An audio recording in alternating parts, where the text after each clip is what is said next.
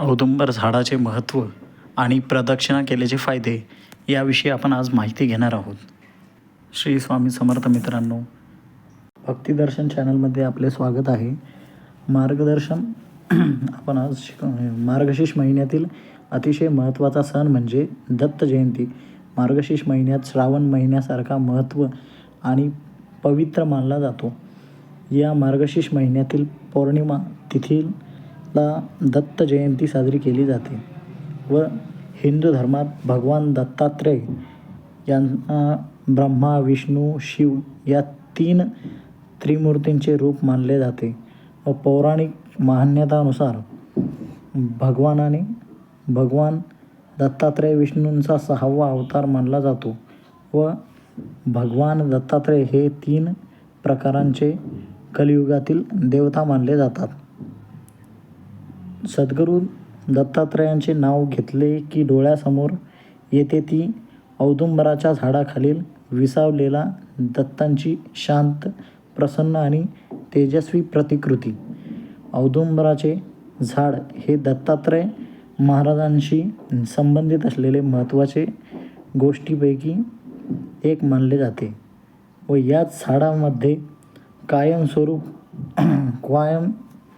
सर्वरूप दत्त वास करतात अशी मान्यता आहे व दत्त या औदुंबराच्या झाडाला अनन्यसाधारण महत्त्व आहे व 21 गुणांनी परिपूर्ण अशा औदुंबराला वृक्षाखाली सद्गुरू दत्तांनी साधना केली होती. औदुंबराला भूत तलावावरील कल्पवृक्ष देखील म्हटले जाते व यांचे मुख्य कारण म्हणजे भगवान विष्णूंनी औदुंबराला आशीर्वाद दिला आहे. या झाडाला सदैव फळे येतील. औदुंबराच्या झाडाचे फूल मनोभावे पूजन केल्याने व भक्ताचे सर्वच इच्छा पूर्ण होतील. औदुंबराच्या झाडाचे दर्शन केल्याने उग्रता शांत होते व शिवाय झाडाचे नियमित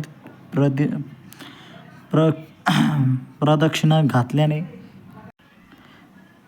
झाडाचे पूजन मनोभावे केल्याने भक्ताच्या सर्वच इच्छा पूर्ण होतील. औदुंबराच्या झाडाचे दर्शन केल्याने उग्रता शांत होते आणि औदुंबराचे प्रदक्षिणा घातल्याने अपत्य प्राप्ती देखील होते.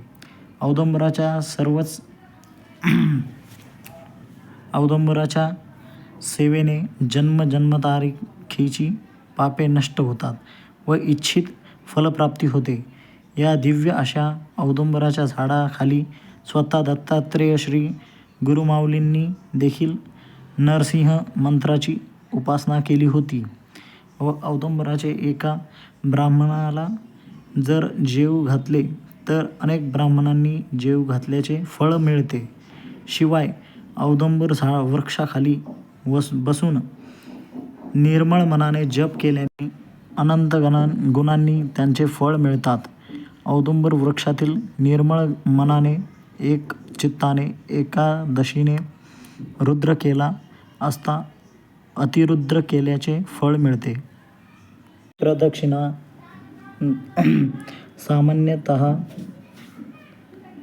घड्याळाच्या दिशेने दत्तात्रेय मंत्राचा 11, 21, 51 किंवा 108 वेळा जप करत केली जाते, ज्यामुळे मन शांत होते आणि एकाग्रता वाढते. आध्यात्मिक लाभ मिळतो.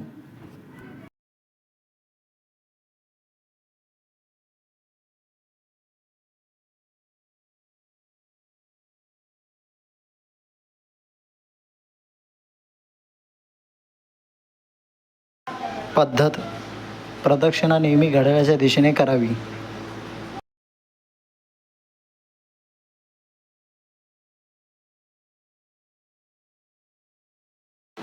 प्रदक्षिणा करताना ओम नमो भगवते वासुदेवाय किंवा अवधूत चिंतन श्री गुरुदेव दत्त अशा मंत्राचा जप करा.